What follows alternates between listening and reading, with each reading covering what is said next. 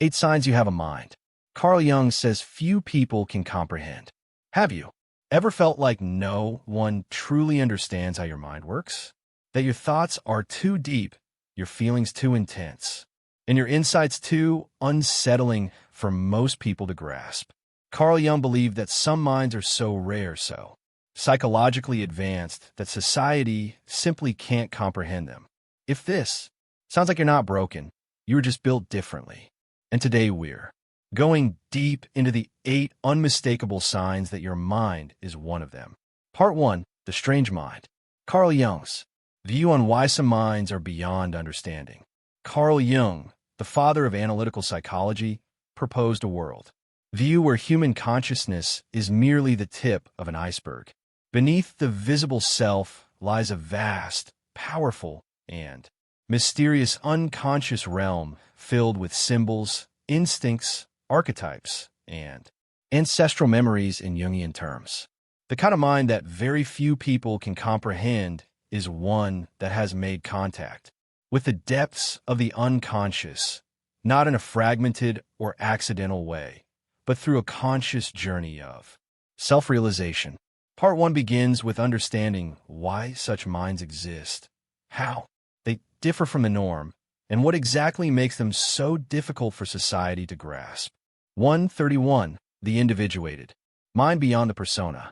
To understand a rare mind through Jung's lens, we must first understand the process of individuation.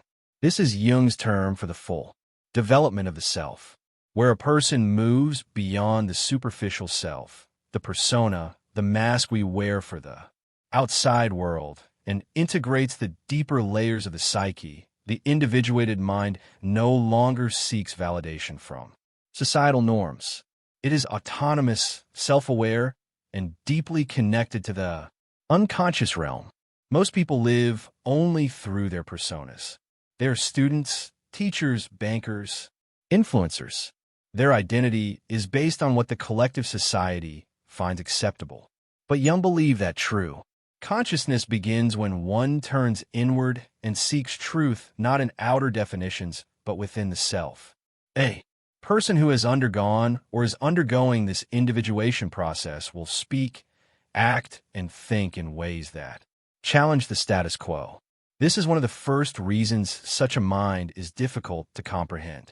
It doesn't fit the mold.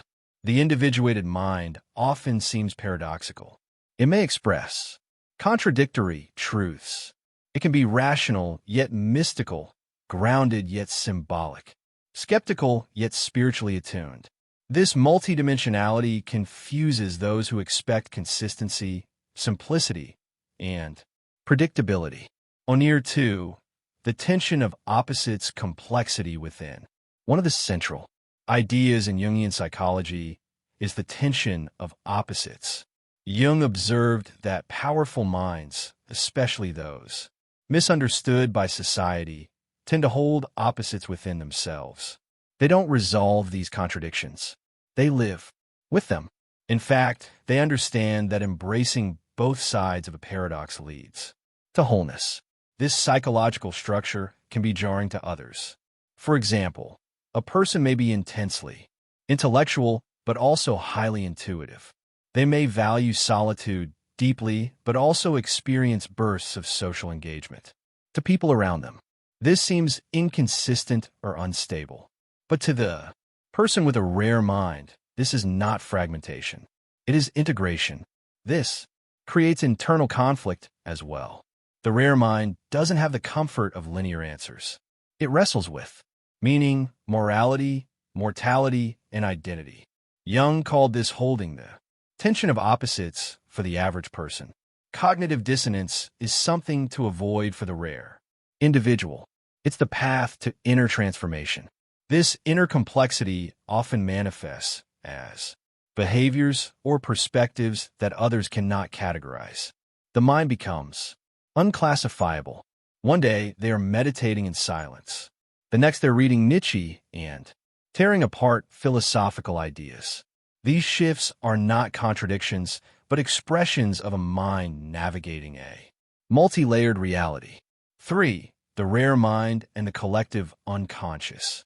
Jung introduced the idea of the collective unconscious, a layer of the unconscious mind shared by all humanity, composed of archetypes, universal themes such as the hero, the shadow, the wise, old man, thema, and animus. The rare mind is not only aware of these forces, it interacts with them consciously. It begins to see the world mythically. Most people interpret their lives through rationality or surface emotions. The rare mind sees symbolic patterns everywhere. A breakup isn't just a relationship ending. It's a confrontation with the archetype of death and rebirth. Losing a job isn't just financial insecurity. It's the hero's journey being disrupted by the trickster. This way of interpreting reality seems foreign and excessive to the ordinary mind, but it gives profound meaning to the rare thinker. People often accuse such minds of overanalyzing or being dramatic, not realizing that this symbolic consciousness is how they interact with life. This archetypal awareness doesn't come from reading books. It is felt deeply, often through dreams, synchronistic events, and inner visions. And that is precisely what makes it incomprehensible. It's not taught, it's awakened. 14. Suffering as initiation. Carl Jung made it very clear those who possess extraordinary minds rarely arrive there by choice or comfort. It is often suffering that opens the gates to deeper awareness. The rare mind has usually endured intense psychological pain, identity crises, existential anxiety, or spiritual emergencies. These dark passages are not signs of instability. They are initiations. Jung once said, "There is no coming to consciousness without pain." The person with an uncommon mind has likely gone through what he called the night sea journey, a plunge into the unconscious where the ego dissolves. And one must rebuild the self from the inside out. This internal dismantling where beliefs, identities, attachments, and assumptions collapse terrifies most people. But for the rare mind, it is the fire of purification. From this process emerges a more authentic, multidimensional and conscious being. But the scars remain, and so does the inability to relate to those who have not faced their own darkness. To others, such a person might seem emotionally intense or overly philosophical. But this intensity is the echo of what they have endured. They don't take life at face value because they have faced death metaphorically in return. 15. Alienation from the mass mind. Another key Jungian concept related to the rare mind is alienation from the mass mind. Jung believed that modern society was deeply disconnected from the soul. In such a world, a deeply attuned mind becomes an outsider not by choice but by resonance. Their values, priorities, and perceptions are no longer aligned with consumerism, social approval, or cultural shallowness. The rare mind may find social gatherings exhausting, small talk meaningless, and entertainment trivial. They crave depth, mystery, inauthenticity. But society rewards surface-level thinking. Hence, a deep mind often appears antisocial, arrogant, or even strange. This alienation can lead to periods of depression or isolation, not because the individual dislikes people, but because the connection they seek is rare. They are not looking for attention or affirmation. They are looking for truth, communion, and resonance. And that makes them fundamentally different. 6. The Intimidation Factor. One of the reasons few people can comprehend a rare mind is because it intimidates them even unconsciously. People are often unsettled by someone who sees through illusions, questions assumptions, and refuses to conform. The rare mind reflects back the unconscious limitations of others, and not everyone wants to see that mirror. Jung suggested that what we find threatening in others often reflects our own unexamined parts. Therefore, the rare mind may attract rejection, jealousy, or judgment not because it has done anything wrong, but because its very presence challenges others to confront themselves. A person with a complex multidimensional mind doesn't speak to please. They don't adjust their depth to make others comfortable. This unapologetic authenticity can be polarizing. Some are drawn to it magnetically. Others are repelled by it instinctively. 17. The invisible language of depth. Language becomes a barrier for such minds. Words often fail to express the inner dimensions of their awareness. They may find themselves pausing mid-sentence, frustrated that no word fits their vision. Their ideas are too layered, their insights too abstract, their experiences too ineffable. Jung explored this problem in his work on dreams, symbols, and active imagination. He believed that the unconscious communicates not in words but in images and feelings. Therefore, a rare mind might gravitate toward poetry, art, music, or mysticism, not as hobbies, but as languages of the soul. In everyday life, this can create disconnect. Conversations feel dry. Explanations feel shallow. And so, the rare thinker may often choose silence not out of arrogance, but because there's no bridge between their mind and others' understanding. They are not trying to hide. They just know they won't be received. 18. The dreamer in a rational world. Carl Jung placed enormous importance on dreams. He believed that dreams reveal the psyche's truth and that those who take their dreams seriously begin to unlock hidden dimensions of the self. A rare mind often lives with one foot in the dream world. Nightmares, lucid dreams, and visions are not just weird experiences. They are messages. Such a person might wake up with tears, spend hours journaling their dreams, or make life decisions based on inner symbolism. Others would call this irrational or delusional, but Jung would call it living from the self, allowing the deeper intelligence of the unconscious to guide the ego. In a culture obsessed with productivity and proof, this kind of dream-centered living seems bizarre. But to Jung, the dreamer who walks between worlds is more awake than the one who only sees the physical world. Part 2. Sign you think in symbols and archetypes. Carl Jung believed that one of the most profound distinctions between the average mind and the deeply individuated mind lies in how it processes reality. Most people think in a direct, rational, cause and effect manner.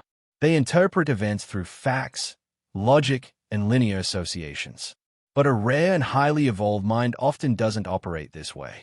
Instead, it interprets life symbolically, seeing through the lens of myth, metaphor, and archetype.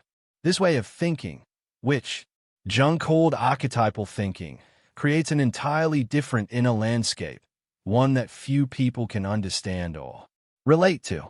2. 1. What is archetypal thinking?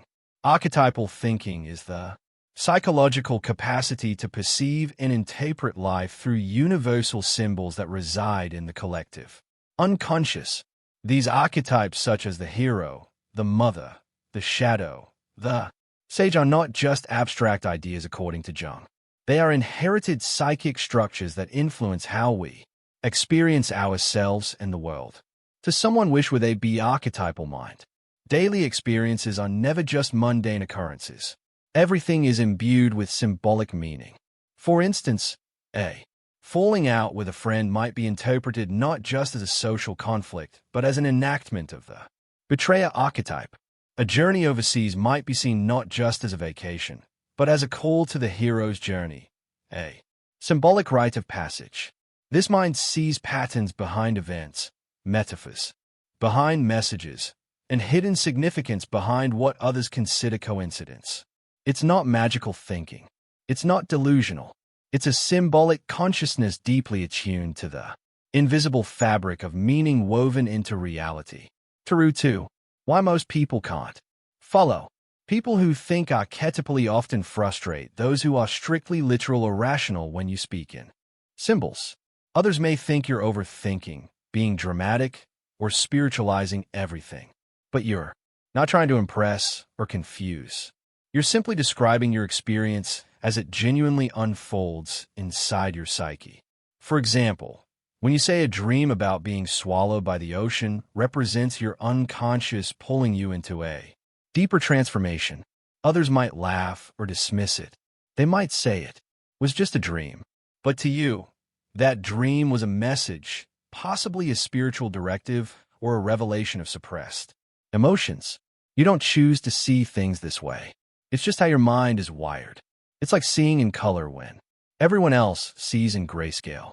Trying to explain it is like trying to describe music to someone who's never heard a sound. Dude, dumb. The dream world as a language. In Jungian psychology, dreams are not random brain firings. They're the royal road to the unconscious. If your mind operates in archetypes, dreams are not merely strange images. They are messages from deeper layers of your being. Let's say you dream of walking through a burning forest. The average person might say, "Oh, that was a nightmare," and move on. But you immediately start decoding the symbolism fire as transformation. The forest is the unconscious walking as movement. Through inner chaos, the dream becomes a mirror. This interpretive depth doesn't stop.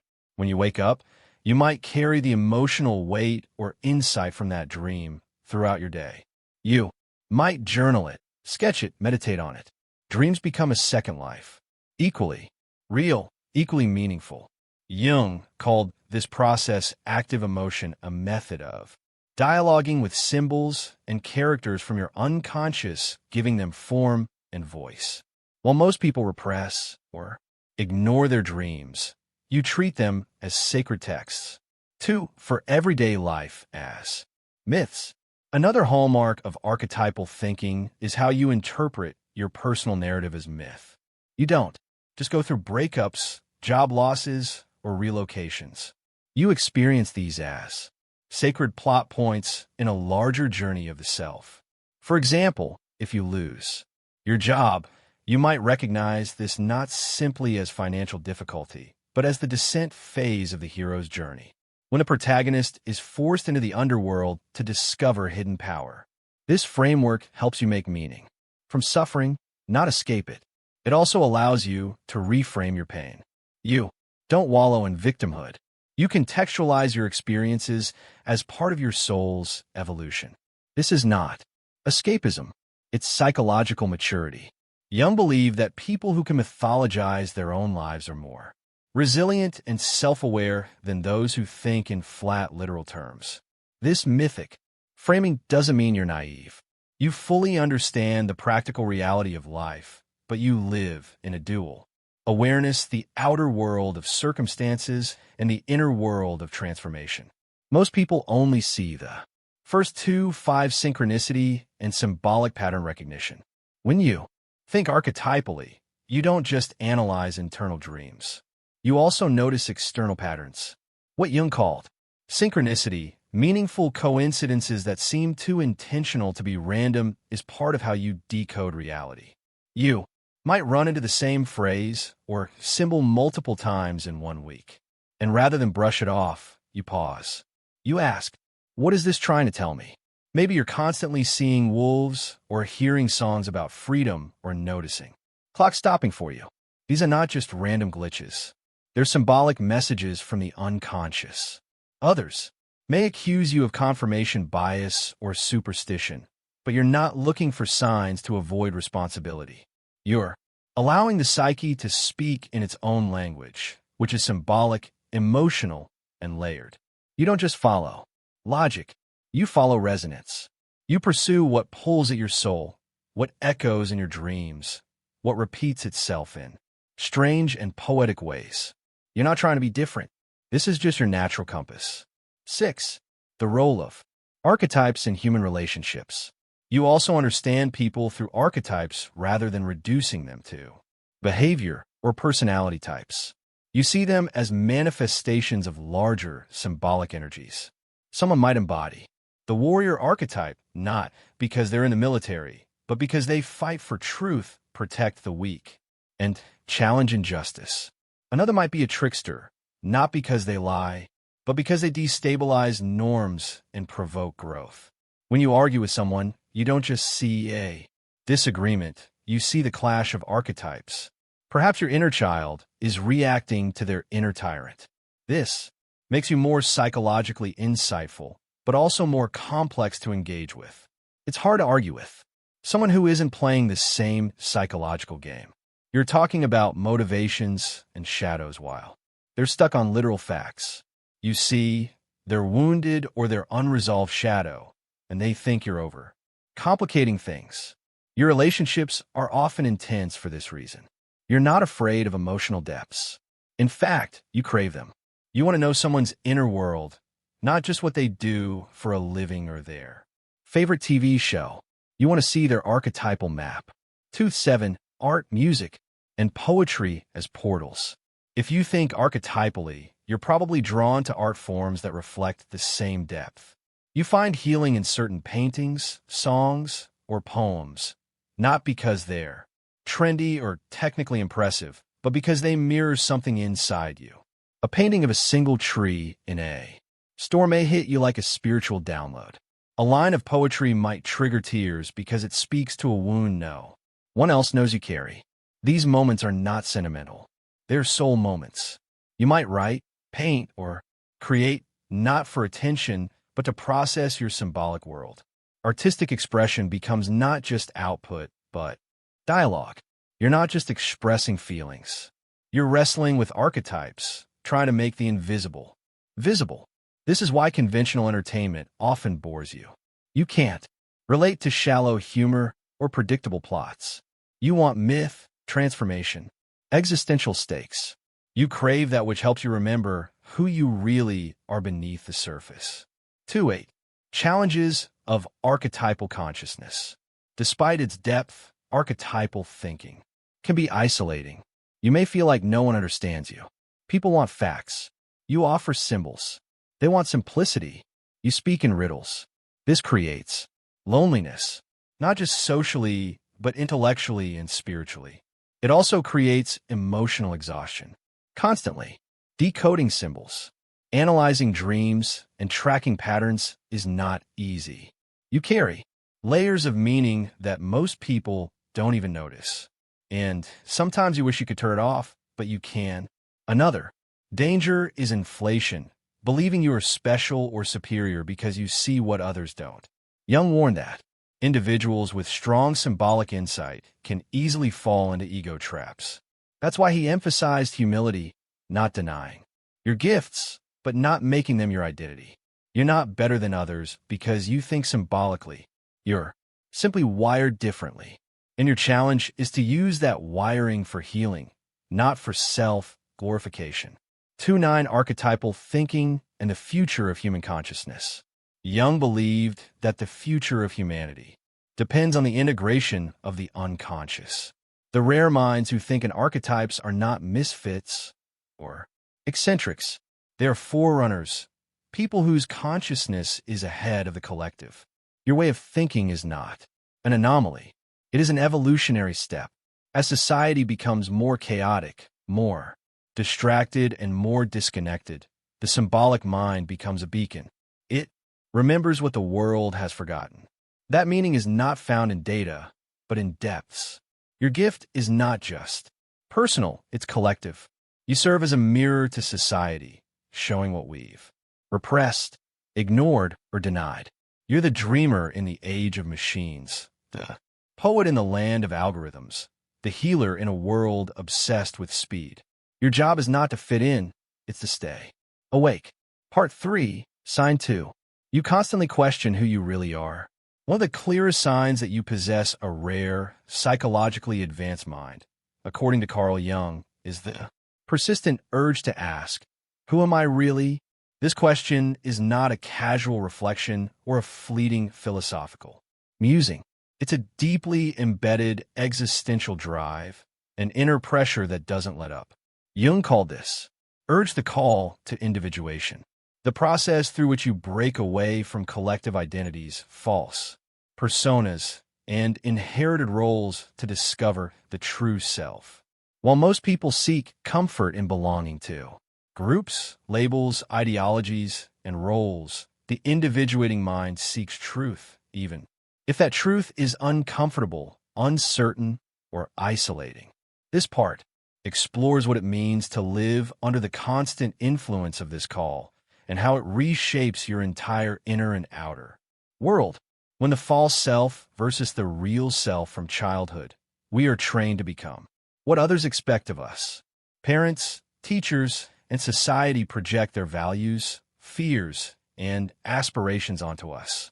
As a result, we create a persona, a psychological mask we wear to be accepted. The persona says, I am a good student, I am a responsible son, or I am a successful professional. But none of these roles reflect the full truth of your inner being. Jung warned that if we identify too much with the persona, we lose connection to the self, the totality of who we are, including our unconscious depths. The person with an uncommon mind feels this disconnection sharply. You may find yourself walking through life fulfilling roles, but feeling hollow, disconnected, or misaligned. The question that keeps resurfacing is this really me or just who I've been told to be? This internal dissonance becomes unbearable over time. The rare mind cannot pretend for long. It begins to question everything: its religion, career, friendships, even its own thoughts. The outer life may look normal, but internally everything is under interrogation. 2. The crisis of authenticity. The mind called to individuation does not accept surface-level answers. It is not satisfied with because that's how it is or everyone does it. Instead, it demands radical honesty. This leads to what Jung described as an authenticity crisis, a period when your old identity structure begins to collapse, but your true self has not yet fully emerged. You may feel lost, anxious, even depressed, not because something external is wrong, but because you're shedding layers of falsiness. This psychological unraveling is terrifying for many, which is why most people avoid it. But if you have a rare mind, you cannot look away. You are compelled to go deeper. You begin questioning every part of yourself. Are these my beliefs, or were they implanted by my family? Do I love this partner, or am I addicted to the security they offer? Am I in this career because it fulfills me, or because it makes me look successful? These are not comfortable questions. They shatter illusions. But the rare mind thrives in this storm because it knows intuitively that only through destruction can the truth emerge. D3. You outgrow your environment. Another sign of the called individuation is that you begin to outgrow the environments and relationships that once felt safe. Friends who were once close now seem shallow. Conversations you used to enjoy feel pointless. The small talk, the gossip, the predictability. It all begins to suffocate you. This doesn't mean you're becoming arrogant or antisocial. It means you're tuning into a deeper frequency. You want to talk about archetypes, wounds, truth, growth. You want to explore the nature of reality, the structure of consciousness, and the mystery of existence. Most people aren't interested in these topics, and that's okay. But it makes you feel alone. You might feel like you're drifting away from people, not because of conflict, but because your soul is moving in a different direction. Jung called this the differentiation process. You are no longer defined by the collective. You are becoming an individual. This process is not linear. You might feel liberated one day and lost the next, but that's how the path unfolds.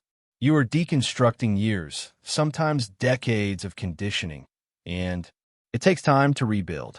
3. For the obsession with inner truth.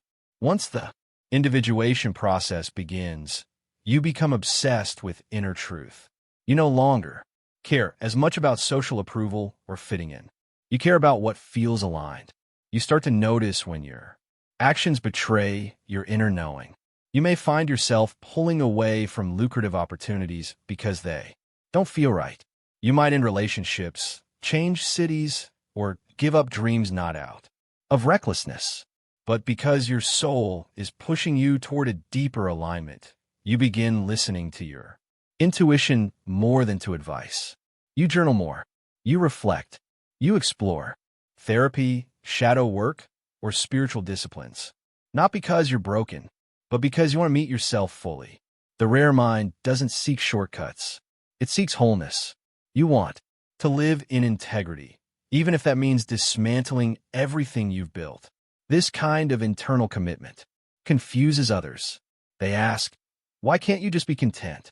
But the truth is, you're not here for contentment. You are here for authenticity. 5. The death of old identity. Carl Jung compared the individuation process to a death and rebirth cycle. The old you must die, so the true you can be born. But unlike physical death, psychological death is slow, painful, and confusing. You might go through periods of mourning not for a person, but for the identity you used to have. You miss the simplicity of fitting in. You grieve the loss of your former ambitions. You feel nostalgic for a time when you didn't question everything. This is all part of the process. As Jung said, the privilege of a lifetime is to become who you truly are. But that privilege comes at a cost. The ego must surrender. The masks must be removed. The attachments must be examined. The rare mind does not fear this death. It welcomes it because on the other side is freedom.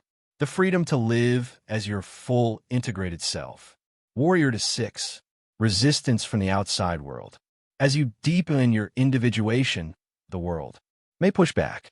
People may say you've changed, that you're too intense, too withdrawn, too serious. You might lose friends, upset family, or confused colleagues.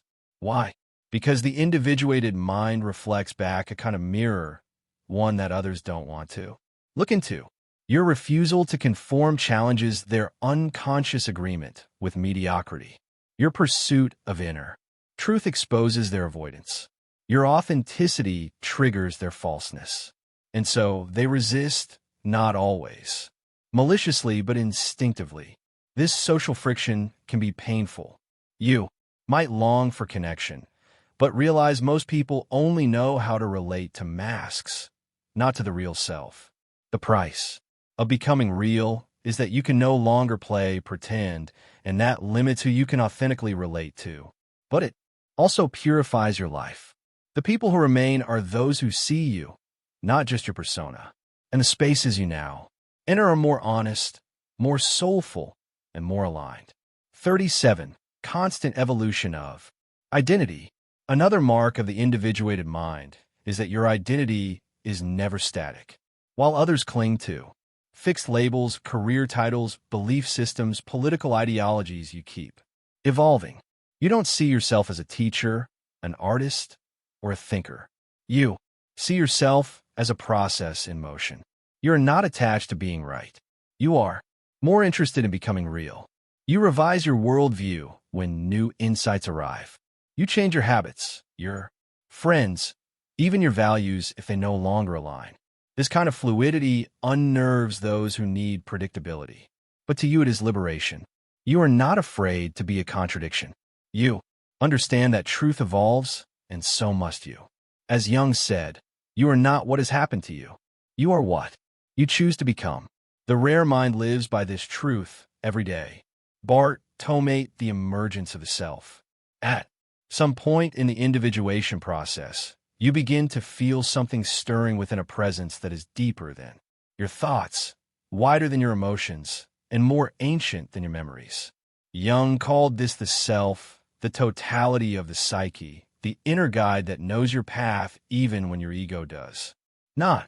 The self is not your personality. It is the source from which your personality emerges. It is not the sum of your traits. It is the blueprint of your being. When the self begins to emerge, life takes on a new quality. You begin to feel guided not by external forces, but by an inner compass. You may experience synchronicities more frequently. You might feel nudged to take risks, end chapters, or begin new ones. This relationship with the self becomes the most important relationship in your life. You consult it before making decisions. You listen to its dreams, its aches, its quiet whispers, and over time, it becomes the anchor of your existence. 9. You become the alchemist. The individuated mind becomes, in Jungian terms, an alchemist, not in the literal sense, but in the symbolic one. You begin to transform base material into gold, turning trauma into wisdom, pain into depth, solitude into clarity. Where others see crisis, you see initiation. Where they run from the fire, You walk into it knowing it will refine you. This is not masochism. It is transmutation. You don't just survive life. You extract meaning from it. This is the true mark of a rare mind. Not intelligence, not talent, but the relentless pursuit of wholeness. You are not content with fragments. You want the full picture, even if it means unlearning everything you thought you knew. You're not here to play a role. You are here to become yourself. And that journey, raw, sacred, and ongoing, is what sets you apart. Part 4, Sign 3. You're in a constant battle with your inner darkness. Carl Jung believed that the human psyche is composed of both light and darkness, and that real psychological growth only begins when we confront, accept, and integrate the darker parts of ourselves. He called this the shadow, the hidden, rejected, repressed aspects of our psyche that we deny or disown. For most people, the shadow is something to avoid. But for those with rare, psychologically rich minds, it becomes an unavoidable battleground. You don't just acknowledge your darkness, you wrestle with it. Daily, trying to make sense of the inner chaos. This part explores what it means to live in close contact with your shadow, how it affects your choices, your relationships, and your inner world, and why this deep confrontation is a sign of an extraordinary mind. 4. Understanding the shadow. According to Jung, the shadow is everything within us that we do not want to be, but are it. Includes traits like selfishness, rage, envy, addiction, laziness, fear, perversion, cruelty, and even unconscious talents we're afraid to express. Shadow is not bad. It is simply the parts of ourselves we have deemed unacceptable, unworthy, or unlovable. Most people push these aspects deep into the unconscious to maintain the illusion of being good, moral, and likable. But this repression doesn't eliminate the shadow. It just makes it more dangerous. It leaks out in projections, passive aggression, emotional outbursts, compulsive behaviors, and mental illness. A rare mind doesn't repress the shadow. It sees it, it studies it, it talks to it, and eventually it learns to integrate it. Or character. Why most people avoid the shadow? Shadow work is brutal. It demands brutal honesty, vulnerability, and emotional exposure. It means admitting that you have the capacity for harm, deceit, arrogance, cruelty, and more. Most people will do anything to avoid facing this truth. The average person builds their entire life around avoiding shadow confrontation. They create a spotless persona, seek validation, become addicted to performance, morality, or spiritual bypassing. They shame others for what they secretly carry. They project their own darkness onto the world, labeling others as evil, toxic, or immoral, without realizing it's their own unresolved shadow staring back. A rare mind breaks this cycle. It chooses the harder path, the path of descent into the psyche's underworld. And in doing so, it gains power, insight, and liberation. Futra 3. The psychological toll of shadow confrontation.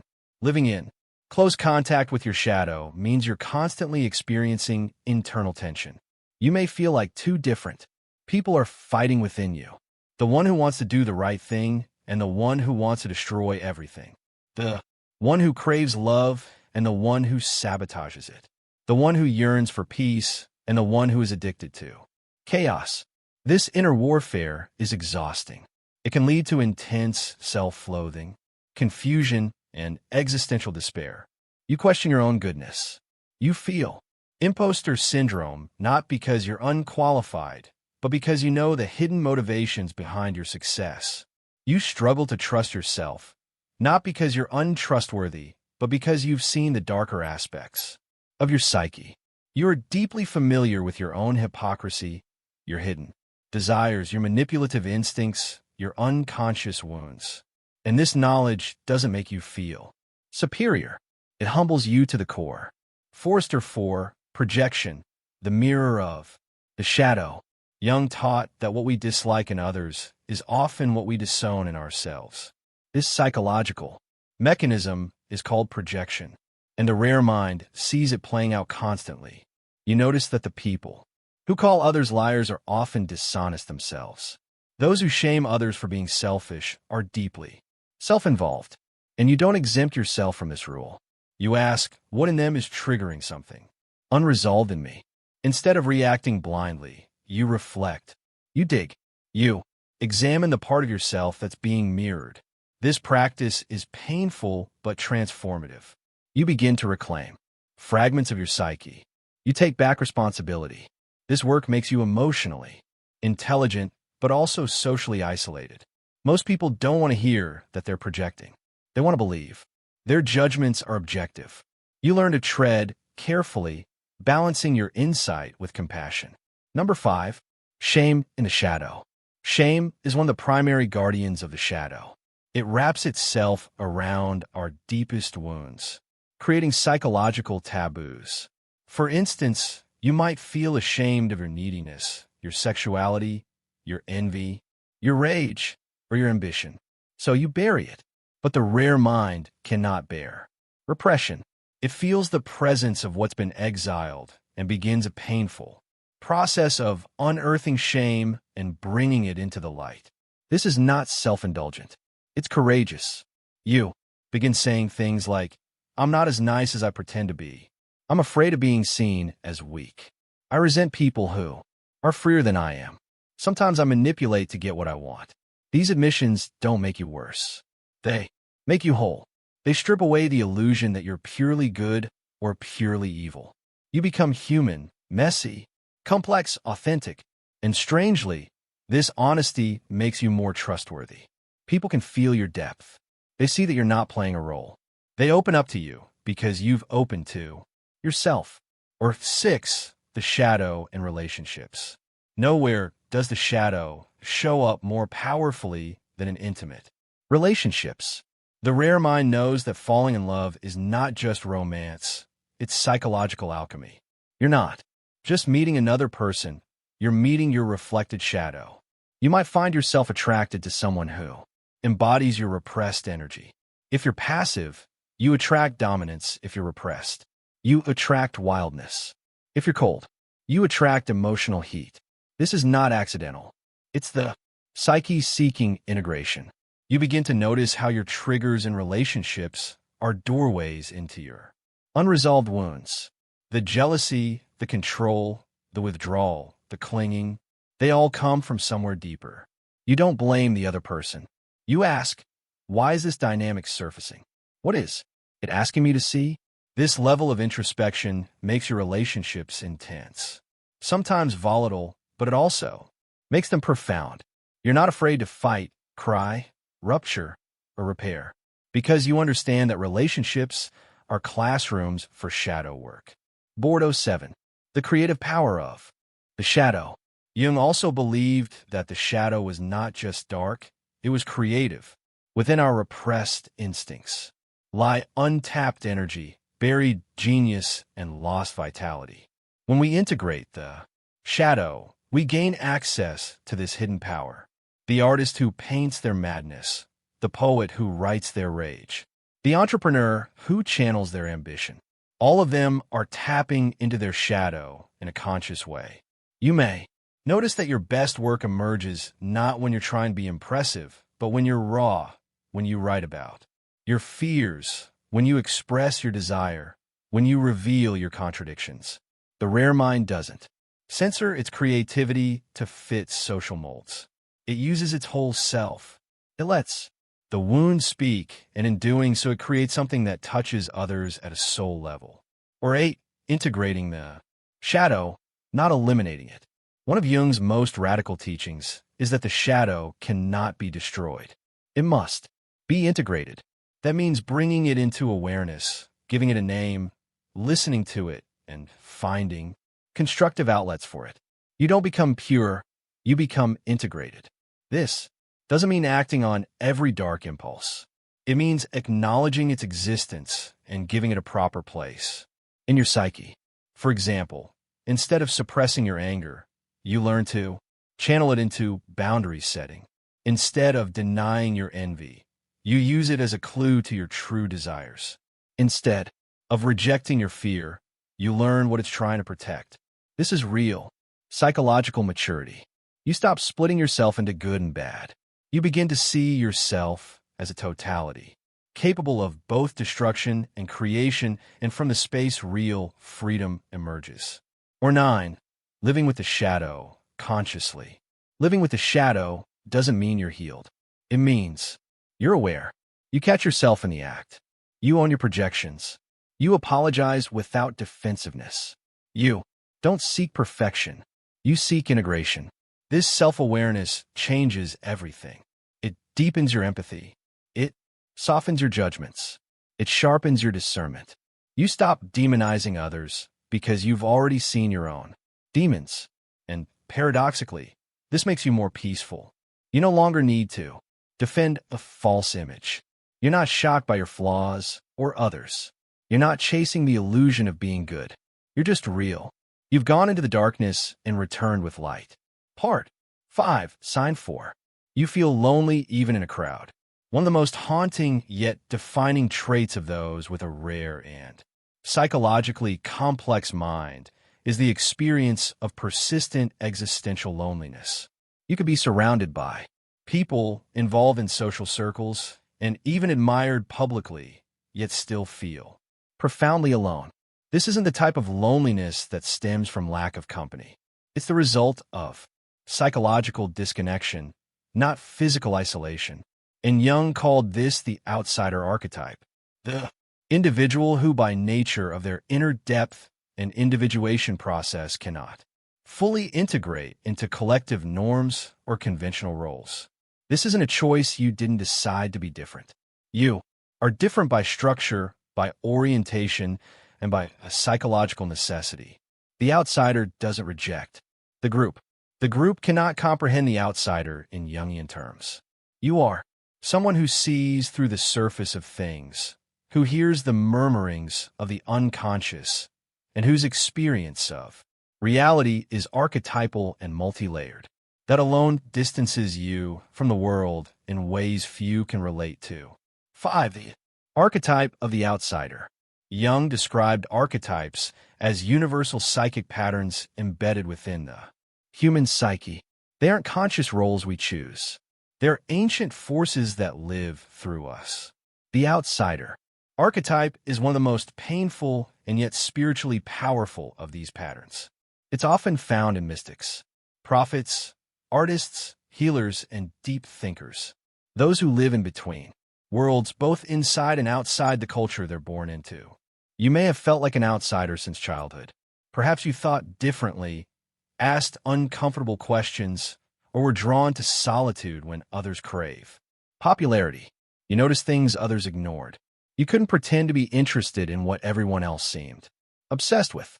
There may have been moments when you tried to fit in, but it felt forced, like wearing clothes that didn't belong to you. This isn't about being antisocial or rebellious. It's about being psychologically misaligned with collective consciousness. Your operating system runs on a deeper bandwidth, tuned into subtleties that others dismiss. This makes groupthink intolerable.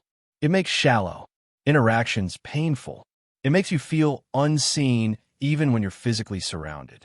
Of 2, social alienation and misunderstanding. The outsider archetype is not simply romantic isolation. It comes with real-world costs. You may often feel that people misinterpret your intentions. Your silence is seen as arrogance. Your insights are dismissed as overcomplicated. Your need for solitude is mistaken for depression or avoidance. Your emotional intensity is labeled as too much. These misunderstandings create relational fatigue. You find yourself editing your truth, toning down your expression, or avoiding connection entirely because it becomes too exhausting to constantly translate your inner world to a frequency others can hear. At times, you may long to be understood, not just heard, but truly seen. But the moment you start opening your mouth to share something vulnerable or complex, the person in front of you glazes over, offers shallow advice, or changes the subject. You're left feeling lonelier than before.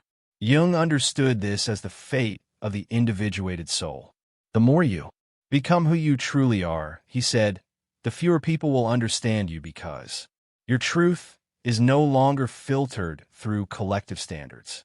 You no longer speak the common tongue, and that's why they can't follow you into your depth. 53. The illusion of belonging. In modern culture, there's immense pressure to belong. Social media, institutions, even marketing campaigns all sell us the same message. You are valuable when you are liked, followed, validated. For someone with a rare mind, this creates cognitive dissonance.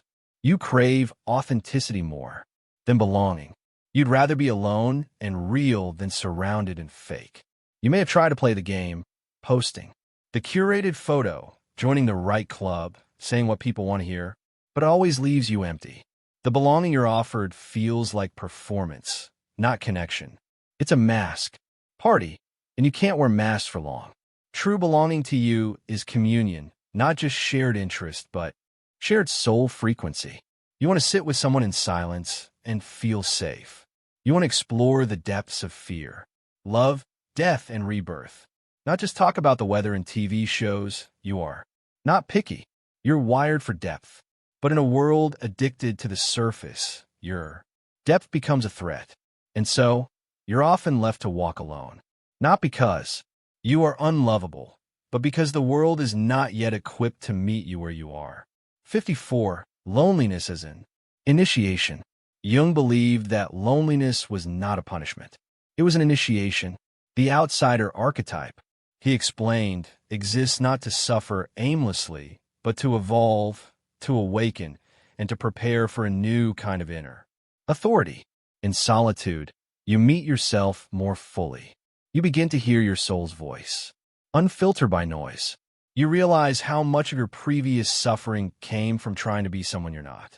You begin to reclaim your power, your rhythm, your truth.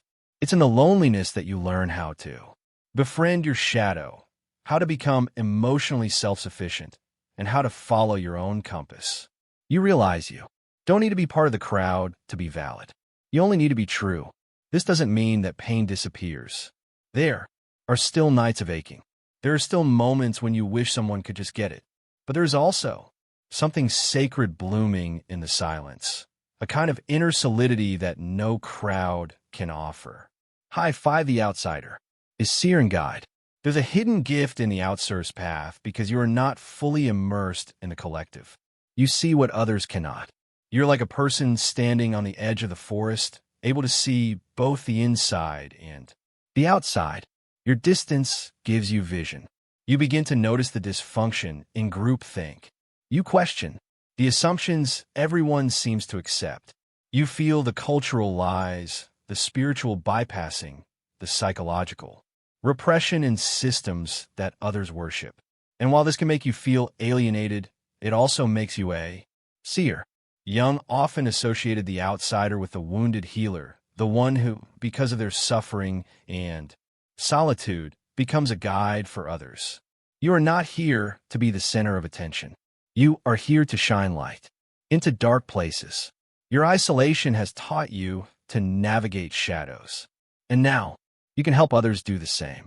You may not even realize the impact you have. A single sentence you speak in truth might awaken something in someone else. A glance, a presence, a piece of art. You don't have to be loud to be effective. You just have to be aligned. 5. 6. Relationship difficulties and soul-level craving. The outsider archetype deeply affects romantic and emotional relationships. You're not looking for a partner to fill a void. You're looking for someone who can meet you soul to soul. Someone who's done the inner work, who can hold their darkness, who won't be scared off by yours. Unfortunately, this narrows the field. You often find yourself too deep for those who haven't faced their own shadows. Your standards aren't unrealistic. They're soul-based. You don't want perfection. You want presence. You want someone who can sit in silence and not run, who can hold tension without fixing it, who can love without possession. This makes dating frustrating. You may go through long, dry spells, moments of self-doubt, even consider settling. But every time you try, your body rebels, your spirit goes numb. You know on a cellular level that settling will kill your fire. The rare mind is designed for rare connections. And those connections often come slowly, but when they arrive, they're life-altering. They're not based on chemistry alone. They're based on recognition, like meeting someone you've known in another life. By 7, emotional and intellectual isolation. The loneliness of the outsider is not just emotional. It's also intellectual. You think differently. You speak in layers. You connect abstract ideas with emotional realities. This makes casual conversation feel like a performance. You're constantly gauging whether you should dumb it down or risk being misunderstood. You crave intellectual intimacy, the kind where someone challenges your assumptions, not your worth, but in many social settings. Deep inquiry is seen as confrontation, and emotional nuance is mistaken for instability. You begin to speak less. You become more selective with your energy. You value solitude over noise, depth over stimulation, truth over popularity. This doesn't mean you don't want connection. It means you want real connection, soulful, curious, brave, and that kind of connection is rare because it requires the other person to have done their own inner honor work. Day 8, the outsider as a necessary force in many cultures and myths. The outsider plays a crucial role, not as a follower, but as a disruptor. The prophet who speaks hard truths. The exile who builds a new world. The visionary who sees possibilities that others can't. You are not broken because you don't fit in. You are essential. The world needs people who don't conform, who question the system, who hold the tension of complexity. Your very presence challenges the unconscious, agreements that keep society asleep. But your role is not to shout at the world. It's to embody a different way of being, to walk your talk, to build an inner world so rooted that others feel safer building their own. That's how revolutions start. Not with noise, but with truth embodied in silence. You don't need everyone to understand you. You only need to understand yourself. And when you do, your energy speaks louder than words ever could. Part 6, Sign 5. You're both logical and mystical. Carl Jung devoted much of his life to exploring what he called the union of opposites. The internal integration of seemingly contradictory qualities into a cohesive whole.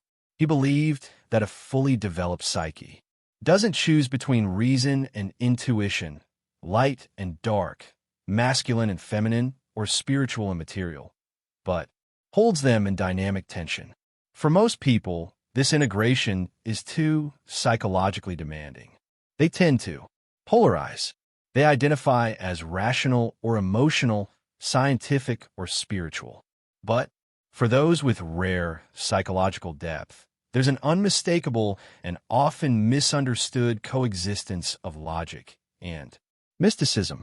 This part unpacks what it means to live at the intersection of reason and the ineffable and why such a mind is both intimidating to others and deeply transformative in its potential. 6. The psychological structure of individuality. In Jungian psychology, the psyche isn't a simple linear entity. It's composed of oppositional forces, conscious and unconscious, masculine and feminine, rational and intuitive, ego and shadow. Jung's model insists that, to reach wholeness, you must face and integrate these opposites, not suppress one in favor of the other. Most people settle into one polarity for safety. The logical individual distances themselves from anything they can't quantify. The mystical individual may reject structure altogether. But you, if you possess a rare mind, don't fit cleanly into either mold. You understand the value of both logic and the ineffable. You may read neuroscience in the morning and consult the I Ching in the evening. You may analyze dream symbolism with scholarly precision, yet feel a deep spiritual connection to a forest walk or passing stranger's gaze. You don't see contradiction, you see layers. This isn't confusion, it's psychological complexity. 62. Logic is a tool, not an identity. To the psychologically mature mind, logic is a tool, not a belief system. You appreciate science, reason, and evidence. You understand the need for structure, critical thinking, and intellectual rigor. You may have a background in STEM, philosophy, law, or academia. You may be skilled at debate, able to spot logical fallacies, and comfortable in rational discourse. But you do not worship logic. You see its limits. You know that not everything essential can be measured. You know that love, meaning, intuition, and transformation don't operate according to linear principles. You see that reality is not a closed system. 2. Others. This makes you confusing. Aren't you logical? Why do you believe in synchronicity? Aren't you rational? Why do you trust your dreams? They see logic and mysticism as mutually exclusive. You don't because you understand that the universe is not either or it's both. And 63. The mystical mind sensing the unseen. Jung believed that the human psyche contains transcendent functions, capacities that go beyond linear reason. These include intuition, imagination, symbolic awareness, and the capacity for direct contact with archetypal forces. The mystical mind engages these functions regularly. For you, intuition isn't guessing. It's a knowing that arrives unbidden. You don't always understand why something feels true, but you trust the resonance you experience. Dreams as messages. You recognize symbols in your waking life. You sense energy shifts in conversations, rooms, and relationships. You may meditate, pray, perform rituals, or feel connected to something larger than yourself. This isn't religious dogma. It's direct spiritual experience. You're not woo. You awake to the non-rational dimensions of consciousness, and you can toggle between modes. You can attend a scientific conference on quantum theory and come home and journal about a vision you had during meditation. This duality isn't split. It's integrated. 64. The middle path. Walking between worlds.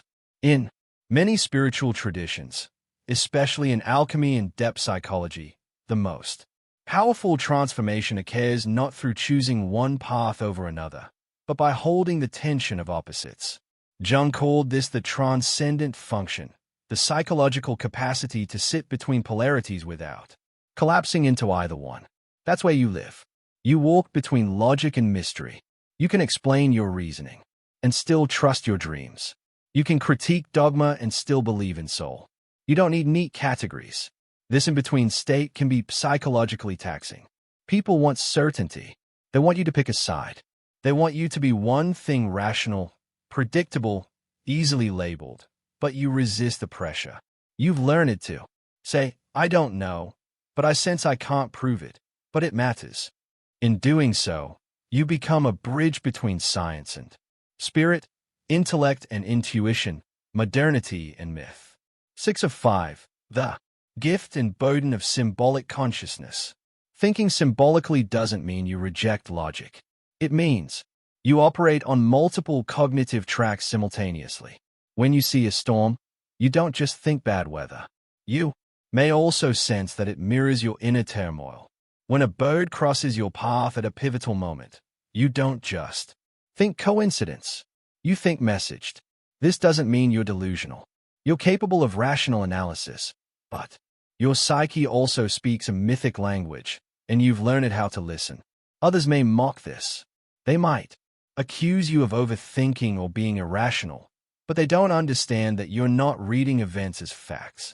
You're reading them as symbols. This symbolic literacy gives you access to wisdom, healing, and orientation that most never discover. Jung insisted that the symbolic life is not optional. It's necessary for wholeness. You live that necessity every day. 6. Conflict in social circles and relationships. Holding this integration often puts you at odds with others. The overly rational may accuse you of being mystical. The deeply spiritual may think you're too analytical. You don't fit cleanly into any tribe. You may notice that in conversations. People try to pull you into their polarity. The spiritual friend wants you to stop analyzing. The scientific friend wants you to stop spiritualizing. You disappoint both because you embody both. This can make relationships hard to navigate. People want consistency, but your consistency is in fluidity. You don't always believe what you believed yesterday, not because you're unstable, but because you're evolving. You may even hide parts of yourself, downplaying your intellect in spiritual circles. Nay, hiding your mystical side in professional settings. But over time, you grow tired of code switching. You begin to realize that the only sustainable path is radical authenticity, even if that means confusing others. 6. 7. Your inner world is a laboratory and a temple. Your mind doesn't compartmentalize thought and spirit. Your inner world is both a lab where you experiment with ideas, challenge beliefs, and dissect structures, and a temple where you kneel before mystery, cry before silence, and surrender to what can't be explained. You may write essays that blend psychology and mythology. You may study Carl Jung and also read Rumi. You may run a business with spreadsheets and strategy and also consult tarot cards or receive intuitive downloads. To many this seems inconsistent, but to you it's seamless. You see the mechanics of transformation and the poetry of the soul as part of one reality. You honor the visible and invisible equally. Jung believed that transformation occurs when the psyche becomes conscious of its own duality. You don't just know this intellectually, you live it. This 8. Inner equilibrium in a polarized world. We live in a world increasingly divided between reason and faith, science and soul, certainty and ambiguity. But you resist this polarization, not because you're indecisive, but because you've seen what happens when people become possessed by one side of a polarity.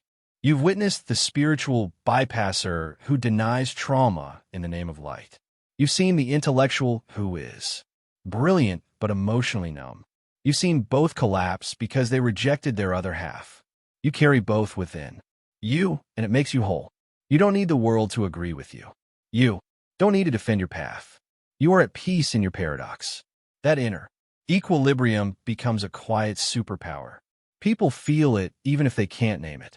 They sense that you hold something they're missing. Your wholeness disorients them and attracts them.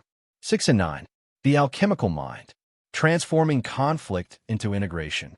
In alchemy, a major metaphor in Jung's work, the philosopher's stone is born not through purity, but through the union of opposites, fire and water, sulfur and mercury, king and queen.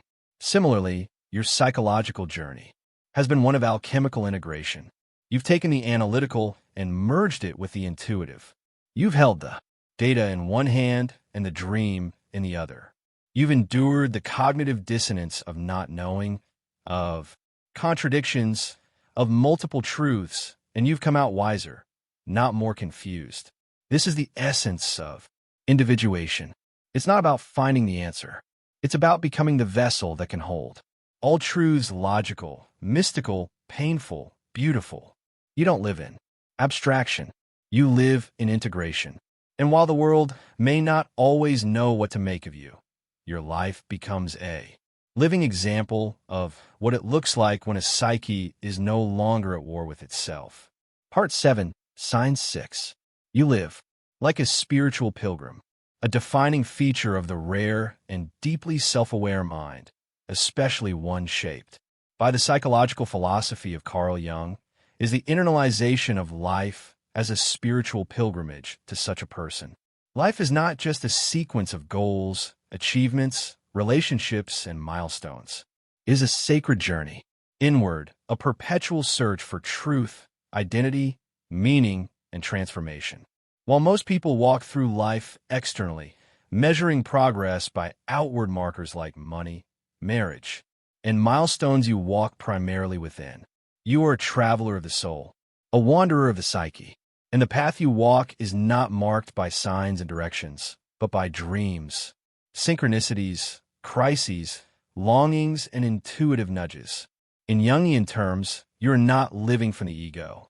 You're being drawn by the self. And the road the self takes you on is long, winding, often painful, and always transformative. 7. The pilgrimage begins with restlessness. Rare minds don't stumble into depth. They are initiated through a sense of profound inner restlessness. It often begins with the feeling that something is missing, a vague but powerful sensation that life, as it's presented to you, is incomplete. Even when things are going well externally, a voice inside whispers, "This can't be all there is." This isn't boredom. It's not dissatisfaction with circumstances.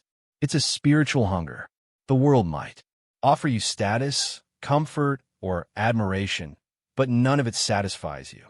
Begin to withdraw from the distractions of ordinary life.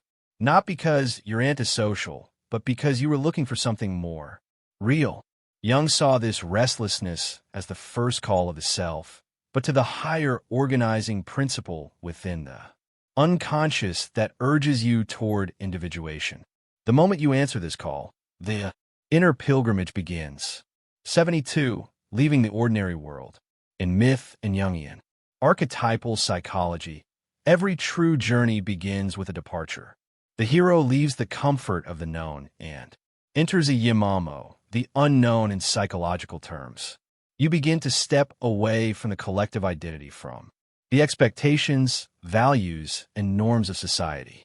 You might find yourself questioning the career path you once chased, the friendships you once relied on, or the worldview you once believed in. What used to feel stable now feels hollow. The ordinary world begins to disintegrate, not always dramatically, but undeniably. This process is often accompanied by a period of isolation. You stop resonating with old environments. You feel misunderstood. You withdraw into books, solitude, nature, or introspection. You are not running from life. You are entering the underworld. Jung would call this the descent into the unconscious. And while most people fear this territory, you enter willingly. You know somehow that the truth you seek will not be found in the light, but in the shadows. 7. 3. Crises. Catalyst. The inner pilgrimage is rarely a linear or gentle unfolding. It often includes what Jung termed the dark night of the soul, a psychological and spiritual crisis where everything you thought you knew is stripped away. Your beliefs collapse. Your identity dissolves. Your relationships disintegrate. Your coping mechanisms fail. But this breakdown is sacred. It is not a sign of failure. It is a rite of passage. Jung insisted that psychological transformation often requires symbolic death. The ego must break for the self to emerge. You may feel like you're going crazy. You may doubt your sanity, your worth, even your will to live. But in that abyss, something ancient begins to rise. A deeper knowing, a quiet strength, a mysterious inner presence. This is your rebirth. Not instant, not dramatic, but slow, organic, and unshakable. When you re-emerge, you are not the same. And 4. Walking without a map. The spiritual pilgrim doesn't walk by GPS. There's no map, no 5-step guide, no guaranteed outcome. The deeper you go, the less you know.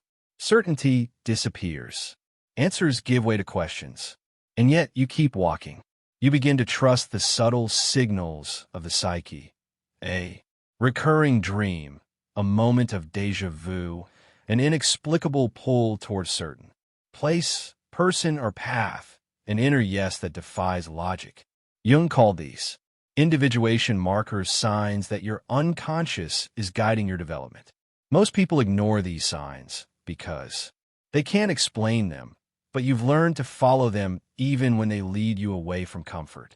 This trust doesn't mean you're naive. You still use reason and discernment, but you also listen to symbols, intuition, and synchronicities. You understand that your soul doesn't speak in words. It speaks in images, patterns, and resonance. 75. The inner temple. At a certain point in the journey, your entire orientation toward life shifts. You stop seeking answers out there. You realize that every book, teacher, relationship, and experience is simply pointing you back inward. You begin to build an inner temple, a psychic Structure where you return to reflect, process, and reconnect with your center. This temple is not physical. It might be a journal, a daily walk in silence, a ritual, a practice of dream work, or a quiet room where you could be alone with your thoughts. Here you commune with the self. You listen to the soul's whispers. You begin to recognize your inner archetypes not just as concepts, but as living forces, the warrior, the child, the shadow, the sage. This is not escapism. It is the most intimate and honest work a person can do. Building a relationship with the soul. 76. Encounters with the sacred. On this inner pilgrimage, you begin to have moments of contact with the sacred, not necessarily in religious terms, but in the form of direct experiences of the numinous, the awe-inspiring presence of something greater than yourself. These moments may come through a spontaneous wave of peace, a dream that feels like a revelation, a moment of unity with nature, a synchronistic event that reorients your life, a breakdown that suddenly becomes a breakthrough. You can't explain these moments to others. They are too intimate, too layered, but they change you. They leave imprints on your psyche. They become anchors when life becomes chaotic again. Jung emphasized the importance of these encounters. He believed the psyche needs direct contact with the numinous in order to stay alive. You live by this truth. You don't just study the divine, you experience it. 7. Shedding and simplifying. The longer you walk the inner path, the more you begin to shed not just material possessions, but ideas, personas, and roles you no longer want to be seen a certain way. You no longer need to prove your worth. You begin to strip away everything that feels inauthentic. This simplification is an aesthetic. It's soulful. You want your outer life to match your inner life. You no longer tolerate environments, conversations, or commitments that pull you away from your center. You may downsize your social circle, leave a high-paying job, let go of a label you wore for years, not out of rejection, but out of alignment. You realize that peace is found not in addition, but in subtraction. The ego grieves these losses, but the soul rejoices. 7. 8 periods of silence and retreat. Just as physical pilgrims rest at sacred sites, the psychological pilgrim seeks intentional stillness.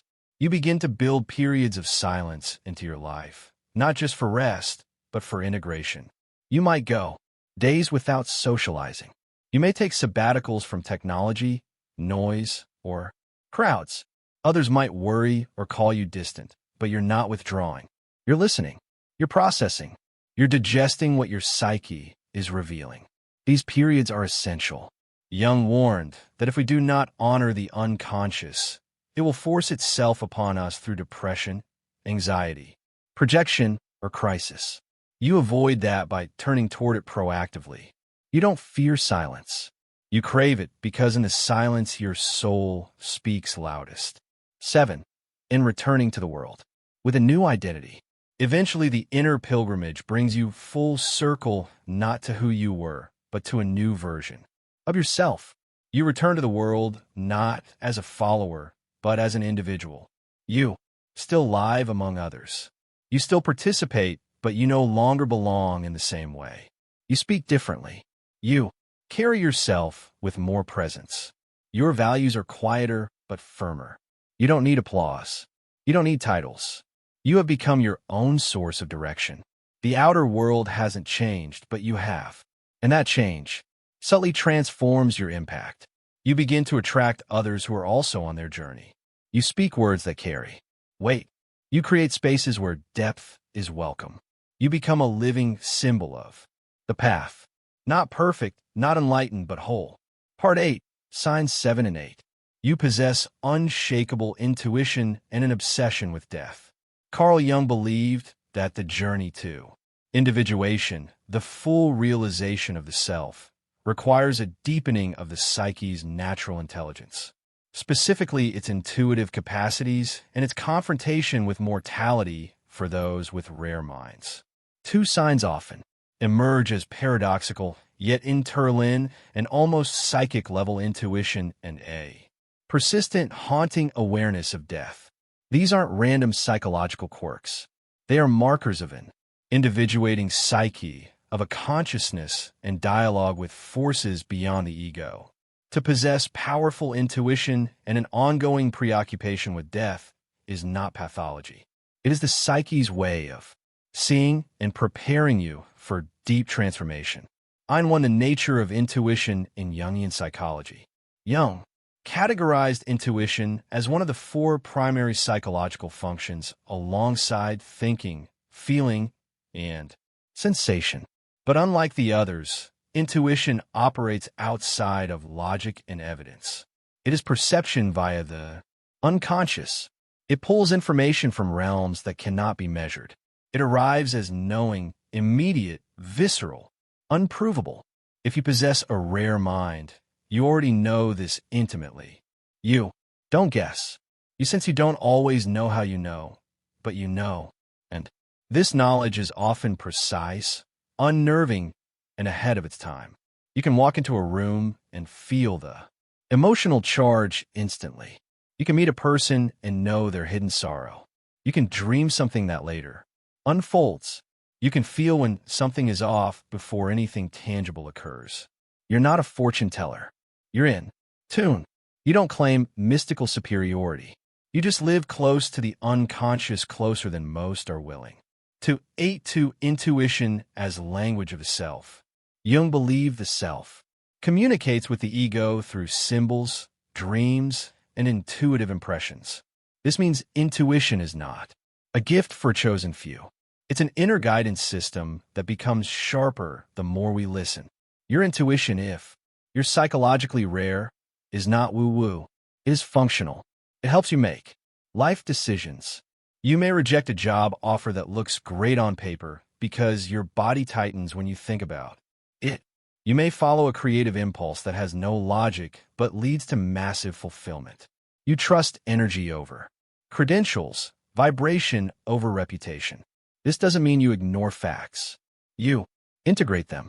But if the logic says yes and the intuition screams no, you listen to the scream. This inner tuning separates you from others. People may accuse you of being irrational or flaky. They may ask for justifications you don't have, but you've lived long enough to know that your inner knowing is not up for debate. 83. The isolation of intuitive knowing. There's a loneliness to intuition because it's not always verifiable, and because people often don't want to hear what you intuitively sense. You may find yourself saying, "Something's not right about this," and getting blank stares in return. Or you may have moments where you speak a truth. You feel only to watch others dismiss it until months or years later when it comes true. You're not trying to be prophetic. You're disconnected. And that connection creates distance. You feel things that others suppress. You pick up subtle shifts, unspoken pain, hidden motives. At times you wish you didn't. It would be easier to just not know. But your psyche doesn't let you. You are designed to sense before others see. 84. Intuition is survival and purpose. Jung believed that those with strong intuition often have it because they need it. It may have developed in childhood, growing up in unstable homes, learning to sense danger before it arrived. Or it may have emerged through trauma, awakening deeper perceptive skills as a form of survival. But over time, intuition evolves. It stops being a defense mechanism and becomes a tool of purpose. You begin to use it not just to stay safe, but to navigate your calling. You feel when to act, when to wait, when to speak, and when to walk away. You stop overthinking decisions. You learn to trust the felt sense, the dream you can't stop thinking about, the random conversation that keeps echoing, the gut feeling you ignored last time, and pay the price for. For the rare mind, intuition isn't just information. It's orientation. It is a compass of the soul. 85. The presence of death, not morbid, but meaningful. Closely intertwined with this intuition is an intimate awareness of death. Not necessarily suicidal ideation or fear of dying, but a constant, almost background awareness that life is fragile, impermanent, infinite. You think about death regularly, not because you're broken, because you're awake. You feel the passing of time, not in days, but in soul movements. You see people clinging to illusions, and you think we don't have forever. You witness superficial dramas and wonder, why are we wasting this precious energy? To others, this feels heavy, but to you, it's clarifying. Death awareness strips away pretense. It makes every encounter sacred, every breath holy, every choice urgent. Jung believed that people who are deeply aware of death live more fully. And you're proof of that. A 6. Dreams, symbols, and the death archetype. In your dreams, death may appear often, not always as literal dying, but as transformation, the end of a road, a funeral, a falling, an old version of you fading. These aren't nightmares. They're psychic messages from the unconscious. Jung interpreted death in dreams as the end of an ego identity, a stage of growth, a layer of false self. The rare mind does not fear these dreams. It explores them. It journals them. It asks, what part of me is dying so something new can be born? You begin to see that death isn't an event. It's a process. Every breakup, every awakening, every move, every shift in consciousness is a symbolic death. And you learn to honor it, to grieve consciously, to damn to what no longer serves. This gives you a psychological maturity few people develop. You stop clinging. You start letting go, not out of apathy, but out of reverence. 7. Mortality has mirror in motivation. Because you're constantly aware of mortality, you do things differently. You don't wait for perfect conditions. You don't pretend you have unlimited time. You live with a sense of urgency, not panic, but purpose. This death consciousness pushes you to say what you mean, pursue what you love, leave situations that drain you, love people more fiercely, forgive yourself faster, take creative risks, live like you're already dying. Jung said, life is a short pause between two great mysteries. You feel this in your bones, and you don't want to waste that pause pretending to be someone you're not. This doesn't mean you're fearless. You still feel anxiety, uncertainty, and grief.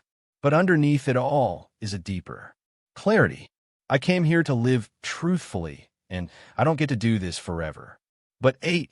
Intuition and death awareness as spiritual intelligence.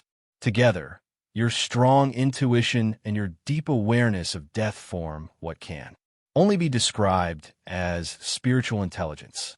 You navigate the world not just through intellect or emotion, but through existential sensitivity.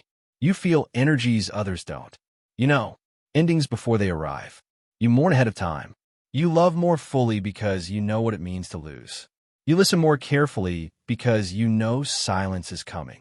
You show up not out of obligation, but because your soul insists. This intelligence isn't taught. It's remembered. It's something ancient. In you, something your ancestors lived by. You are not modern in the shallow sense. You are primordial in the sacred sense. 8. Molding paradox with grace. Perhaps the greatest gift of having strong intuition and a close relationship with death is your ability to hold paradox. You are joyful yet aware of pain. You are lighthearted yet serious. You laugh often, but you also cry for no reason. You make plans yet you're ready to let them go at a moment's notice. People may think you're unstable, but really you're just honest. You're not pretending that life makes sense. You're not clinging to a tidy narrative. You're walking the tight rope between control and surrender, and you're doing it consciously. This makes you a powerful presence. You don't need to preach. Your energy teaches. Your silence heals. Your way of living invites others to live more truthfully, not by imitating you, but by returning to their own knowing. You're not afraid of the unknown. You are the unknown, personified, and that is both your burden and your brilliance. Part 9. The truth. Jung never fully spoke why. The world doesn't understand you, but you are the light. Those with rare psychological depth often walk the earth as paradoxes. On the surface, they may appear aloof, intense, solitary, or even unstable. Yet, beneath that misunderstood exterior is a radiant inner life, a core of light, that is, desperately needed in a world starved for meaning, authenticity, and transformation. Carl Jung hinted at this truth many times in his writings, but he never fully articulated the emotional cost of being someone whose mind is several steps ahead of the collective, someone whose soul operates at a different octave. You're not misunderstood because you're broken. You're misunderstood because you embody realities that others have not yet awakened to.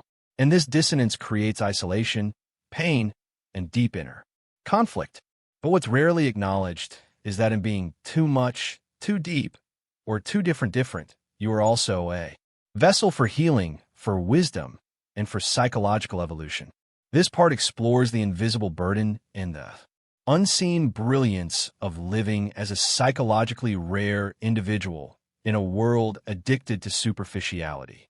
In one, you are not hard to understand. You are hard to contain. The world struggles with you not because you're incoherent, but because you don't fit into categories. You're not one thing. You're many things. And that fluidity threatens the ego structures of people who rely on certainty. Most people want others to be predictable, happy or sad, strong or soft, rational or emotional. But you are multidimensional. You feel rage and compassion at the same time. You can love someone deeply and still walk away. You hold space for joy while grieving. You are not fragmented. You are whole. But wholeness looks like contradiction to people who've been taught to pick one identity and live inside it. They don't know what to do with someone who's both logical and mystical, both masculine and feminine, both grounded and visionary. You're not confusing. They're just limited in how they've been trained to perceive. Harp too. You make the unconscious conscious, and that scares people. Jung said, until you make the unconscious conscious, it will direct your life, and you'll call it fate. People live under this principle every day, chained to patterns, wounds, fears, and projections they don't even know they have. But you see them. You speak truths that others avoid. You ask questions they're afraid to consider. You name dynamics that people have been conditioned to ignore. You don't just point out the elephant in the room. You stare it down and ask it what it wants. This makes you dangerous to people's illusions, to systems built on denial, to relationships that thrive on dysfunction. You don't try to be disruptive. You just are, because your very presence reveals what's hidden. And not everyone is ready for that. 93 you are a mirror that reveals what others hide. People project onto you. They accuse you of being intense, complicated, cold, too sensitive, too emotional, too analytical. But if you look closely, you'll see that those accusations are reflections of their own disowned parts. You become the scapegoat for their discomfort, the one who overreacts, the one who always has to go deep, but you're not doing anything to them. They're reacting to the mirror. You hold up. You show them the parts of themselves they've buried, the pain they haven't faced, the depth they avoid, and because they don't want to deal with it, they push it onto you. This is why many rare minds feel exiled, judged, or alienated. Not for doing anything wrong, but for refusing to live in psychological denial. Mind, for your sensitivity is not a weakness, it's a superpower. You feel more than others. You cry at music, tremble in nature, ache from injustice, and collapse under beauty. Your emotional world is vast, vivid, and unfiltered. In a society that praises numbness, your sensitivity is inconvenient. You're told to toughen up, get over it, lighten up, move on. But you can't because you're wired to feel. This emotional permeability isn't weakness. It's awareness. You are attuned to subtle energies, emotional undercurrents, and relational truths. You pick up signals that others don't register. You know when someone's lying, even if they don't. You feel the atmosphere in a room shift before anyone speaks. You carry this burden silently. You adapt. You retreat. You cry alone. But don't mistake your sensitivity for fragility. It's not a flaw. It's refined perception. And in the right context, it's medicine. 95. You are the embodiment of depth in a surface level. Culture. The modern world is built on speed, distraction, performance, and consumption. It rewards the loud, the shiny, the digestible. It has little patience for the slow, the subtle, the layered. You don't move at the world's pace. You move at the pace of truth. This puts you out of sync with most systems. You don't network for status. You don't chase popularity. You don't wear masks easily. You can't perform when your heart isn't in it. This authenticity costs you opportunities. You may be passed over for promotions, unfollowed online, excluded from social circles. But what you gain is integrity.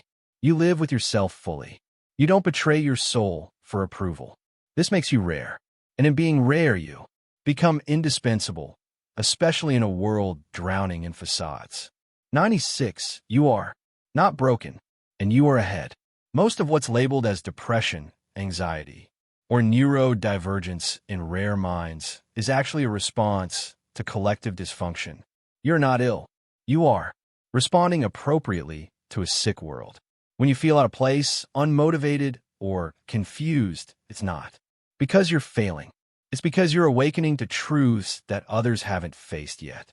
Jung called this the path of individuation.